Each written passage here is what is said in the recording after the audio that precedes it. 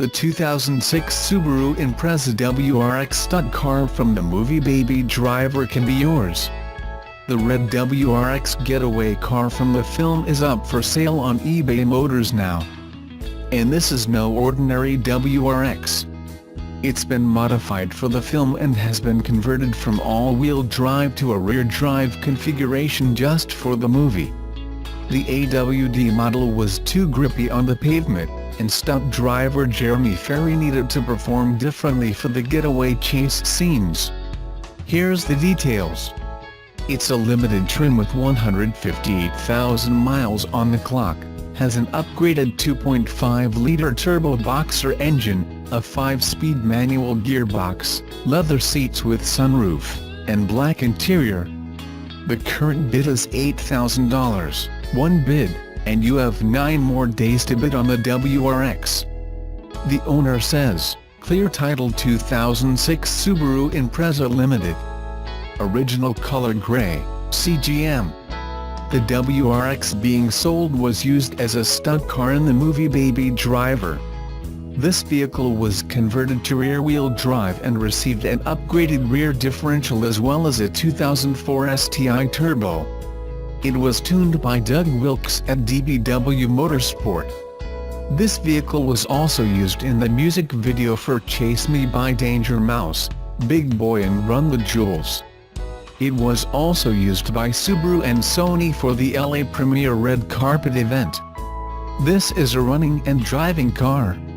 It does have some dings and scratches from the filming of the movie. The overall condition is good. You will need to arrange your own shipping and any costs incurred will be yours. The seller says they can assist in the pickup. If you ever wanted to own a movie stunt car, here's your chance. The 2006 Subaru WRX in Baby Driver is up for auction on eBay Motors now. That all changed in the 1990s when Subaru, treading a path previously forged by AMC with its four-wheel drive Eagle, introduced the Outback. Named after Australia's famed desert interior, the Subaru Outback was intended to sop up some of the sport utility vehicle cash that was starting to fall from the sky and splash around the auto industry roughly 25 years ago. Without a truck or even a trucklet in its lineup, the small automaker had to get creative in courting the adventure-seeking set, and what it eventually came up with would last well into the next millennium, and eventually become the brand's flagship vehicle. 1995 to 1999. The original Outback years.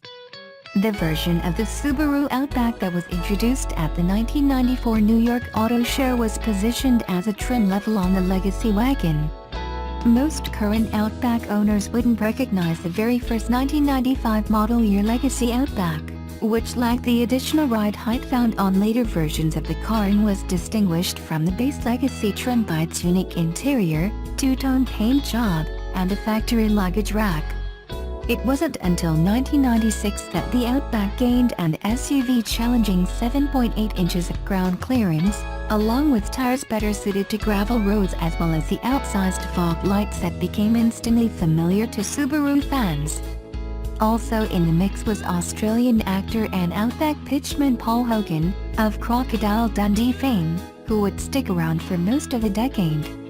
Under the hood, the legacy Outback initially offered a horizontally opposed 2.2-liter four-cylinder engine good for about 135 horsepower, while later versions of the wagon would graduate to a 2.5-liter unit that added an extra 30 ponies. All-wheel drive was standard, but not homogeneous. If you specified a 5-speed manual transmission, you benefited from a mechanical system that featured a 50/50 power split, while 4-speed automatic cars came with a front-wheel biased, electronically managed design. An interesting footnote to the first-generation Outback was its compact twin, the Impreza Outback Sport.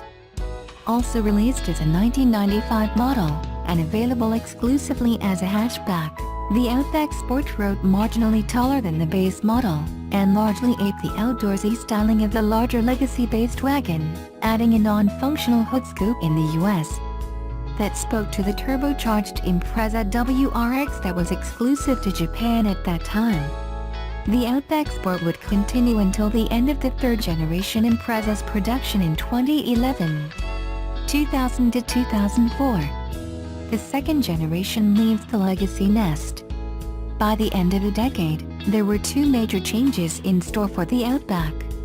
The first was the addition of the SUS, or Sport Utility Sedan, which was the brainchild of Ernie Bach, a man who had taken a big chance on Subaru in the 1970s by purchasing Subaru of New England and building an empire that would account for a significant percentage of the brand's national sales as everyone from Vermont to Rhode Island fell in love with the brand's all-wheel drive offerings.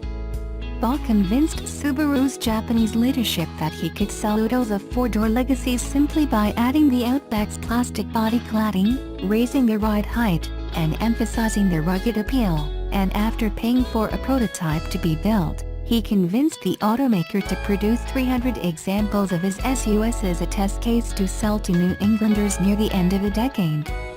The company allowed him to test out his theory for 2 years on the East Coast, during which he achieved so much success that Subaru was convinced to roll out an official sedan version of the Outback once the second-generation design hit the market around.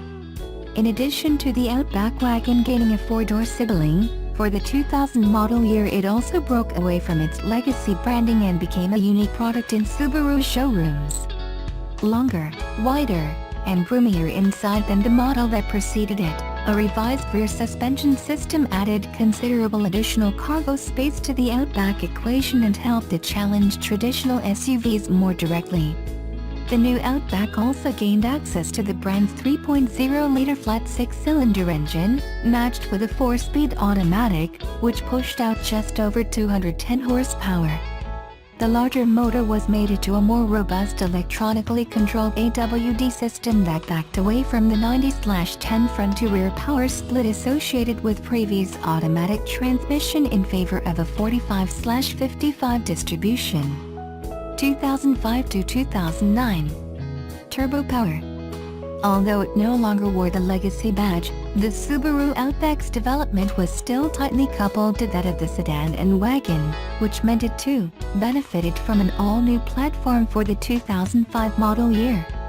Again, the crossover grew bigger, but the real story was the addition of the Outback XT with its 2.5-liter turbocharged four-cylinder engine adding a significant performance boost to the vehicle.